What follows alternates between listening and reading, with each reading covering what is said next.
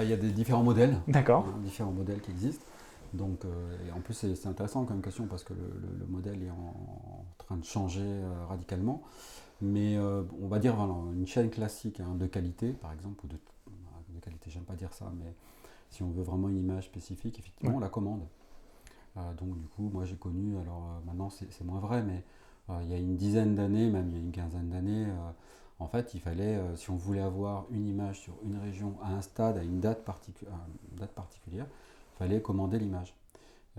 Et la commande, en fait, il y a des priorités pour un satellite. Oui. Donc voilà, donc suivant les satellites, bon, les prioritaires, ça peut être les militaires ou ça peut être La météo, je suppose, des des aspects. choses comme ça. Oui, alors météo non, parce que c'est des satellites bien particuliers D'accord. par rapport aux applications pilotage des cultures. Mais voilà, donc du coup, on n'est jamais sûr dans la liste d'être traité et naturellement, il faut payer pour avoir cette image-là.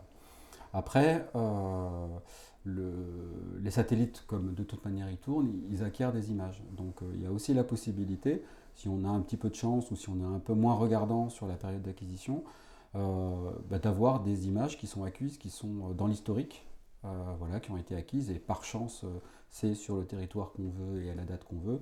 Et donc du coup on peut demander des historiques d'images.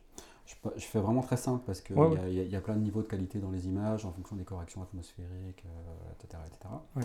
Voilà. Par contre, les choses ont changé et sont en train de changer avec des gros projets, notamment un projet européen qui s'appelle Copernicus, et en l'occurrence qui nous intéresse en agriculture, c'est Sentinelle, où là, en fait, il y a deux satellites jumeaux qui sont héliosynchrones, donc qui tournent autour de la Terre et qui acquièrent des images, donc avec un temps de revisite de 5 jours.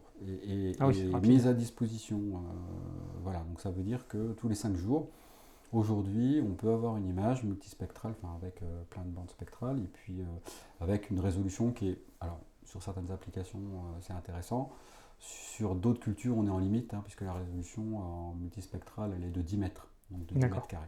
Mais c'est intéressant quoi quand même d'avoir une information du jour. Et là c'est gratuit.